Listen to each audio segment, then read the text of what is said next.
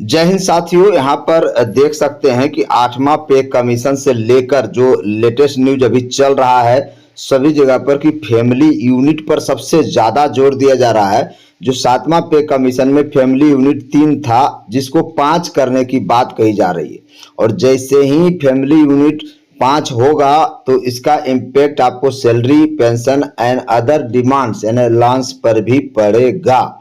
जी दोस्तों, यहाँ पर आप देख सकते हैं साफ साफ कि how does the affect the actual salary affect होगा। यहाँ पर देख सकते हैं कि मिनिमम जो बेसिक सैलरी था 7वां वेतन आयोग में वो था 18,000 per month.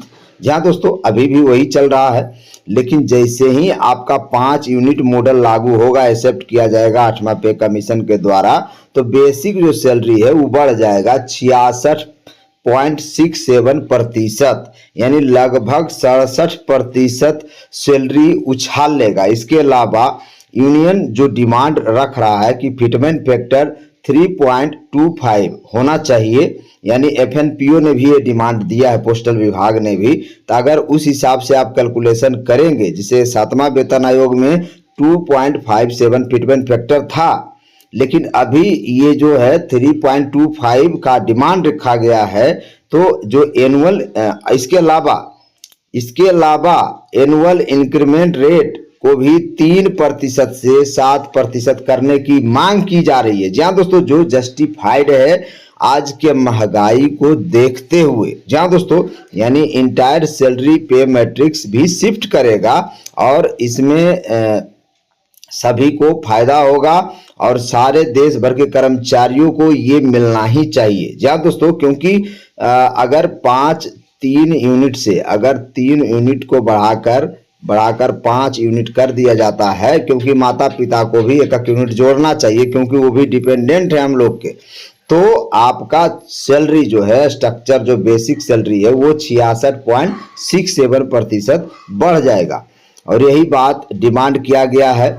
Old pension scheme के बाद भी बोला गया। यहाँ पर देख सकते हैं व्हाट अबाउट पेंशनर्स, क्या पेंशनर्स पर क्या इफेक्ट पड़ेगा। देखिए पेंशनर्स पर भी ये इफेक्ट करेगा, क्योंकि जैसे ही पे मैट्रिक्स आप बढ़ाएंगे तो एम्प्लॉय का सैलरी तो बढ़ेगा, पेंशनर्स का पेंशन भी बढ़ेगा, क्योंकि साफ लिखा है कि बेसिक पेंशन जो मिलता है 50% ऑफ लास्ट ड्रॉन बेसिक पे, यानी अंतिम सैलरी जब आप लेते हैं सरकार से उसका 50% आपको पेंशनर को पेंशन दिया जाता है।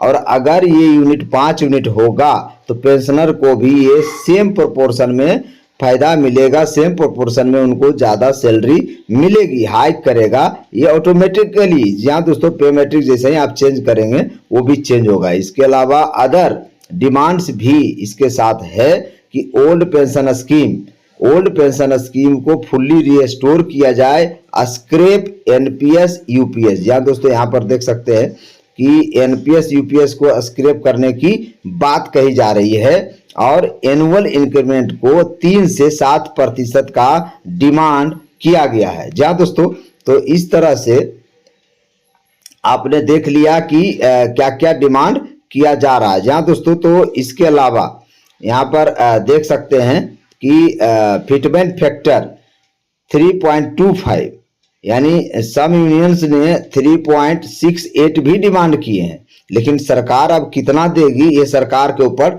डिपेंड करता है। यहाँ पर देखिए दीज यहाँ पर देयर आर यूनियंस डिमांड। 8वां pay commission has been constituted and its report expected before 1 January 2026। Implementation through the final numbers are yet to be announce. Final numbers अभी अनाउंस करना बाकी है। जहाँ दोस्तों यानी सीधा सीधी 8वां पे कमीशन में फैमिली यूनिट को बढ़ा दीजिए जिससे कि सैलरी स्ट्रक्चर 66.67% बढ़ जाए, पेंशनर का भी बेसिक सैलरी बढ़ जाएगा इसी हिसाब से।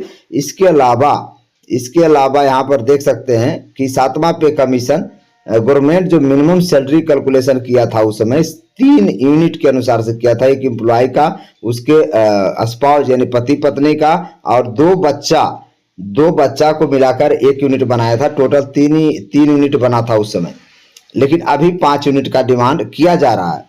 एफएनपीओ आपको पता होगा कि federation of national postal organization होता है, जिन्होंने इसके अलावा शिव गोपाल मिश्रा, जी हाँ दोस्तों ध्यान रखिएगा, ये 5 यूनिट के मांग कर रहे हैं और डिपेंडेंट पेरेंट्स को भी इसमें शामिल करने की बात हो रही है। तो ये सब चीजें हो जाने से 5 यूनिट जब बनेगा तो सैलरी ऑटोमेटिक बढ़ जाएगा। इसके अलावा देखिए, जब 7वां वेतन आयोग से पहले जो फार्मूला था उस समय था एक्वायर्ड फार्मूला। तो डॉक्टर बैलेंस एक्वायर्ड फार्मूला में आपका जो लिविंग वेज था उस पर डिपेंड करता था, कैलोरीफिक वैल्यू पर डिपेंड करता था।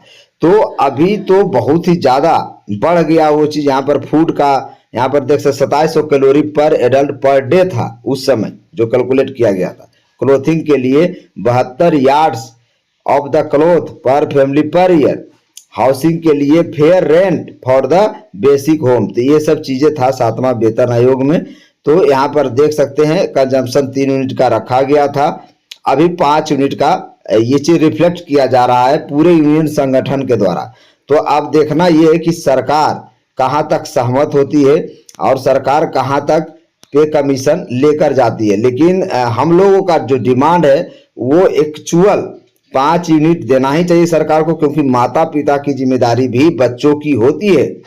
माता पिता पहले बच्चों को देखते हैं, फिर बच्चों की जिम्मेदारी है कि माता पिता को उनको लास्ट में जरूर देखें। और यही कारण है कि 3 यूनिट को 5 यूनिट बनाया जाए ताकि माता पिता भी सुरक्षित रूप से अपना जीवन व्यतीत कर सकें। आजकल वृद्धा आश्रम बहुत ज्यादा बढ़ रहा है और ये सब भी ध्यान में रखा गया है इस चीज को, ताकि सैलरी पर थोड़ा इफेक्ट करे और सरकारी कर्मचारियों को पॉकेट में पैसा आएगा तभी जाकर वो खर्च कर पाएगा मार्केट में, और जिससे हमारे देश की जो अर्थव्यवस्था है वो भी मजबूत होगा, अर्थव्यवस्था चल पड़ेगा। क्योंकि सरकारी कर्मचारियों को जब आप पैसा देंगे तभी वो मार्केट में लगा पाएंगे और अपने फैमिली को भी सामाजिक सुरक्षा देंगे, आर्थिक वित्तीय सहायता भी मिलेगा। तो इस तरह से कह सकते हैं कि ये काफी जरूरी है। बाकी आपका क्या मानना है कमेंट में बताना। जय हिंद, जय भारत। नए अगर आप देख रहे हो मेरे चैनल को सब्सक्राइब जरूर कर लेना और मेंबरशिप जरूर ले लीजिए। जय हिंद, जय भारत।